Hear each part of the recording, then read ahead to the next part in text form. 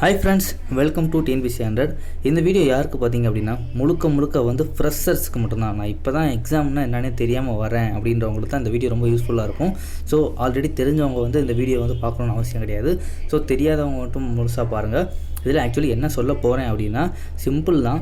நிறைய பேர் கேட்குற டவுட் பார்த்தீங்க அப்படின்னா, நான் தமிழ் மீடியம் படிச்சிருக்கேன். ஸோ தமிழ் மீடியம் படிச்சுட்டு நான் கொஸ்டின்ஸ் வந்து எப்படி இங்கிலீஷில் இருக்குமா, எனக்கு எப்படின்னு தெரியல, தமிழில் இருக்குமா சொல்லுங்கள். இப்போ இங்கிலீஷ் மீடியம் படிச்சிருக்கேன், நான் வந்து ஜிகே வந்து தமிழ் எழுதலாமா?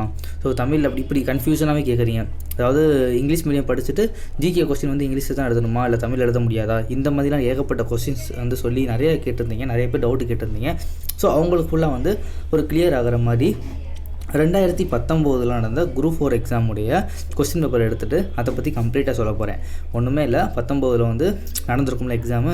ஸோ அந்த பேப்பரை எடுத்துகிட்டு அதில் வந்து தமிழ்னா என்ன, ஜிகேனா என்ன, ஜென்ரல் ஸ்டடீஸ்னால் என்ன, எப்படி வந்து அது வந்து இருக்கும், கொஸ்டின் பேப்பர் எப்படி இருக்கும், கொஸ்டின் பேப்பரை பார்த்ததே இல்லை, அந்த நாலேஜ் வந்து இப்போ தான் உங்களுக்கு வந்து நான் வந்து காமிக்க போகிறேன். ஓகேவா? அதுதான் இந்த வீடியோ வந்து மெயினானது. ஒன்றுமே தெரியாது, அதை பற்றின நாலேஜே எனக்கு சுத்தமாக இல்லை அப்படின்னா இந்த வீடியோ பார்த்தா உங்களுக்கு அந்த நாலேஜ் கண்டிப்பாக கிடச்சிரும். இப்படி தான் கொஸ்டின் பேப்பர் இருக்குமான்ற ஒரு ஐடியாவும் கிடச்சிரும். ஃபர்தராக வந்து படிக்கிறப்ப ரொம்ப யூஸ்ஃபுல்லாக இருக்கும்.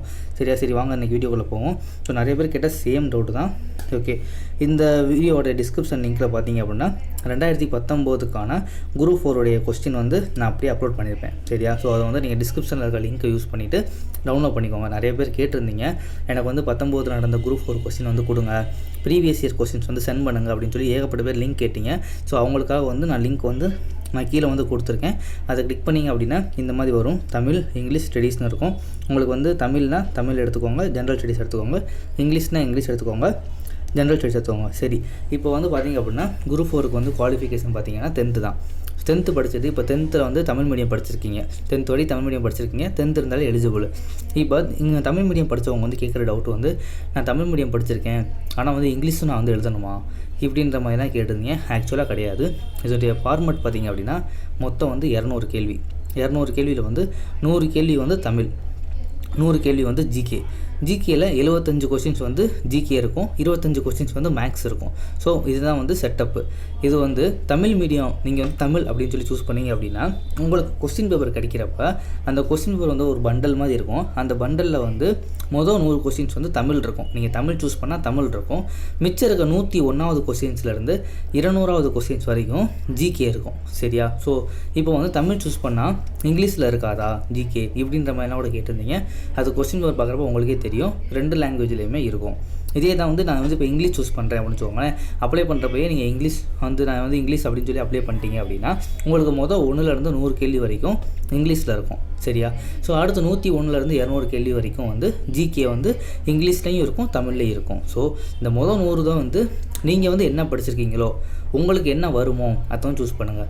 இப்போ காலேஜ் வரைக்கும் வந்து இங்கிலீஷ் மீடியம் படிச்சிருப்பாங்க, ஆனால் அவங்களுக்கு வந்து தமிழ் சூப்பராக இருக்கும், எனக்கு தமிழ்லாம் ரொம்ப பிடிக்கும் அப்படின்னு சொல்லியிருப்பாங்க. அப்படி வந்து இருக்கவங்களுக்கு வந்து நான் தமிழ் படிக்க ஆசைப்பட்றேன் அப்படின்னா நீங்கள் தமிழ் எடுத்துக்கலாம்.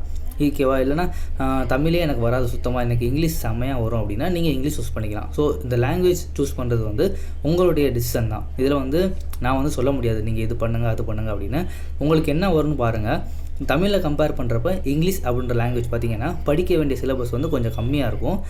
தமிழ் வந்து ஒரு 3 மாதம் முடித்தோம்னா இங்கிலீஷ் வந்து ஒரு 2 மாதத்தில் முடிக்கிற மாதிரி இருக்கும். ஓகேவா? ஸோ அவ்வளோதான், பெரிய டிஃப்ரென்ஸ்லாம் கிடையாது.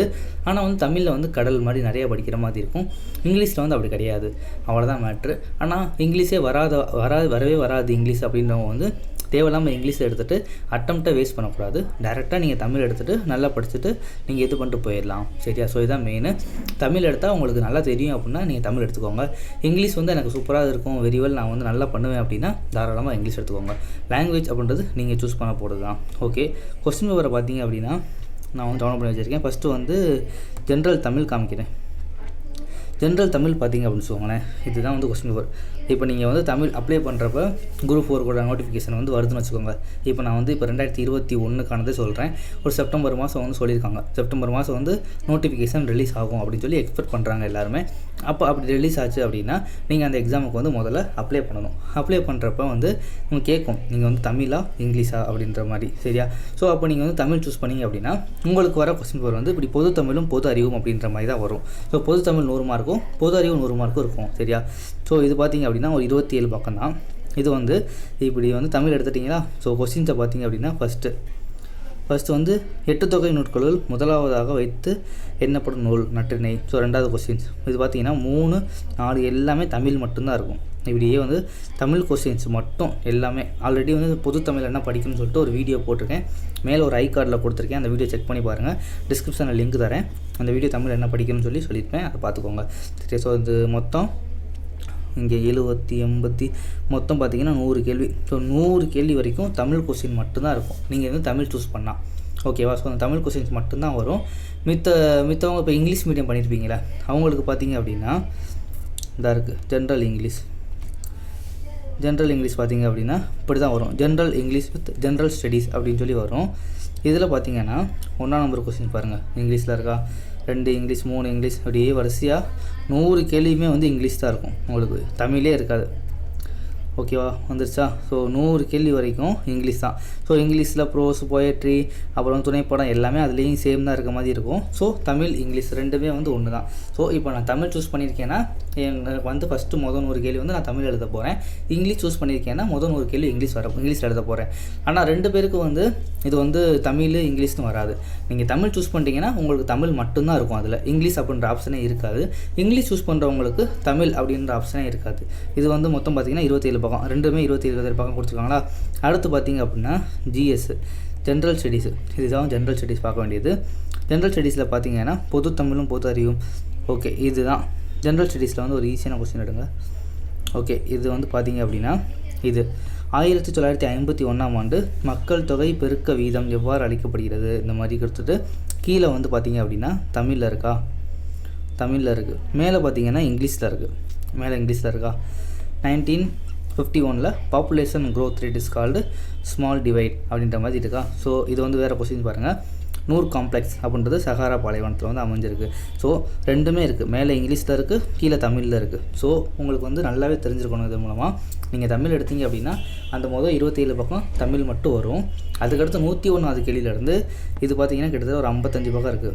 55 பக்கத்தில் இருக்கிற எல்லாமே சேர்த்து 200 கேள்வி மேக்ஸிமே சேர்ந்து. இன்கேஸ் அவங்க ஏதாவது தப்பாக கொடுத்துருக்காங்கன்னா இந்த மாதிரி சொல்லிடுவாங்க. இக்கேள்வி மற்றும் விடை இறுதி முடிவிற்காக வல்லுநர் குழுவின் முன் சமர்ப்பிக்கப்பட்டுள்ளது அப்படின்னா கொஸ்டின்ஸ் அவங்க தப்பாக எடுத்திருப்பாங்க, ஏதோ சம்திங் ஆகிருக்கும். ஸோ அதனால் இந்த மாதிரி மென்ஷன் பண்ணியிருக்காங்க. சரியா. ஸோ இந்த மாதிரி மொத்தம் 200 கேள்வி இருக்கா. 200 கேள்வியுமே வந்து முடிஞ்சிடும் மேக்ஸோடு சேர்த்து. மேக்ஸுமே வந்து ஃபஸ்ட்டு இங்கிலீஷ் இருக்கும், கீழே வந்து தமிழ் இருக்கும். தெரியுதா உங்களுக்கே. அவ்வளோதான். ஸோ இங்கிலீஷ் எடுத்தவங்களுக்கு வந்து இங்கிலீஷ் மட்டும் 100 மார்க் எழுதுகிற மாதிரி இருக்கும். 101வது கேள்வியிலேருந்து 200வது கேள்வி வரைக்கும் வந்து இந்த தமிழ் இங்கிலீஷ் சேர்ந்து வரும். ஸோ நீ இங்கிலீஷ் மீடியம் படிச்சிருக்கா அப்படின்னா உனக்கு கொஸ்டின் வந்து ஃபுல்லாகவே இங்கிலீஷில் கிடச்சிடும். தமிழ் மீடியம் படிச்சிருக்கீங்க அப்படின்னா 1 to 100 வந்து தமிழில் இருக்கும். அதே மாதிரி வந்து 101லேருந்து 200வது கேள்வி வரைக்குமே வந்து முழுக்க வந்து தமிழ் ப்ளஸ் இங்கிலீஷில் இருக்கும். உங்களுக்கு தேவையானது தமிழ் மட்டும்தான். ஸோ தமிழ் மட்டும் அந்த இதில் தமிழை மட்டும் நீங்கள் எடுத்து ஓகே இதை மட்டும் பார்த்துட்டு உங்களுக்கு தெரிஞ்சதை வந்து நீங்கள் போட்டு போயிடணும். ஸோ இப்படி தான் வந்து கொஸ்டின் பேப்பர் வந்து அப்ரோச் பண்ணுற மாதிரி இருக்கும். இது வந்து பேசிக்காக நிறைய பேர் தெரியல சொன்னனால இது வந்து ஒரு ஸ்பெசிஃபிக்கான ஒரு வீடியோவாக போகிறேன். இப்போ உங்களுக்கு வந்து ஒன்றுமே தெரியாமல் இருந்ததுக்கு வந்து இப்படி தான் கொஸ்டின் பேப்பர் வரும்னு தெரிஞ்சு போச்சு. ஸோ மொத்தம் வந்து ஒரு கொஸ்டின் பேப்பர் எடுத்திங்கன்னா ஒரு 90 பக்கம் கிட்டே இருக்கும். ஒரு பண்டல் மணி கொடுப்பாங்க. அதில் தமிழ் ப்ளஸ் ஜிகே அல்லது இங்கிலீஷ் ப்ளஸ் ஜிகே நீங்கள் என்ன சூஸ் பண்ணுறீங்களோ அதை பொறுத்து தான் வந்து நீங்கள் எழுதுகிற மாதிரி இருக்கும். அவ்வளோதான் ஃப்ரெண்ட்ஸ். இந்த வீடியோ வந்து வேறு எதுவுமே கிடையாது. மெயினாக வந்து எதுவுமே தெரியாதவங்களுக்கு வந்து இந்த வீடியோ ரொம்ப யூஸ்ஃபுல்லாக இருக்கும். ஆக்சுவலி குரூப் எக்ஸாம் என்னென்ன தெரியாமல் வருவாங்க, அவங்களுக்கு இந்த வீடியோ வந்து மறக்காமல் வந்து ஷேர் பண்ணுங்கள். சரியா. ஸோ அவங்க வந்து இதை பார்த்தாங்கன்னா இப்படி தான் இருக்குமா அப்படின்ற மாதிரி ஒரு ஐடியா அவங்களுக்கு டெஃபினட்டாக கிடைக்கும். ஸோ இந்த வீடியோ வந்து டெஃபினட்டாக யூஸ்ஃபுல்லாக இருக்கும்னு நம்புகிறேன். மறக்காமல் சப்ஸ்கிரைப் பண்ணுங்கள். இந்த வீடியோ உங்களுக்கு நிஜமாகவே யூஸ்ஃபுல்லாக இருந்துச்சுன்னா ஒரு சப்ஸ்கிரைபு உங்கள் ஃப்ரெண்ட்ஸுக்கும் ஷேர் பண்ணி அவங்களையும் சப்ஸ்கிரைப் பண்ண சொல்லுங்கள். நீங்கள் சப்ஸ்கிரைப் பண்ணுற கவுண்ட்டு தான் வந்து நிறைய வீடியோஸ் வந்து என்னால் மேக் பண்ண முடியும். ஒரு ஹாப்பியாக நிறைய பேர் வந்து இருக்காங்க அப்படின்ற மாதிரி ஏகப்பட்ட வீடியோஸ் வந்து கொடுக்க முடியும். மறக்காமல் பிடிச்சா லைக் பண்ணுங்கள். நீங்கள் லைக் பண்ணால் மித்தவங்களுக்கு ஷேர் ஆகும், அவங்களும் பார்ப்பாங்க. இதுதான் வந்து மெயின் கான்செப்ட்டு. ஸோ லைக் பண்ணுங்கள், ஷேர் பண்ணுங்கள். Thank you friends. இந்த வீடியோ உங்களுக்கு நிஜமாக யூஸ்ஃபுல்லாக இருந்துச்சுன்னா கமெண்ட்டில் சொல்லுங்கள். ஓகேவா.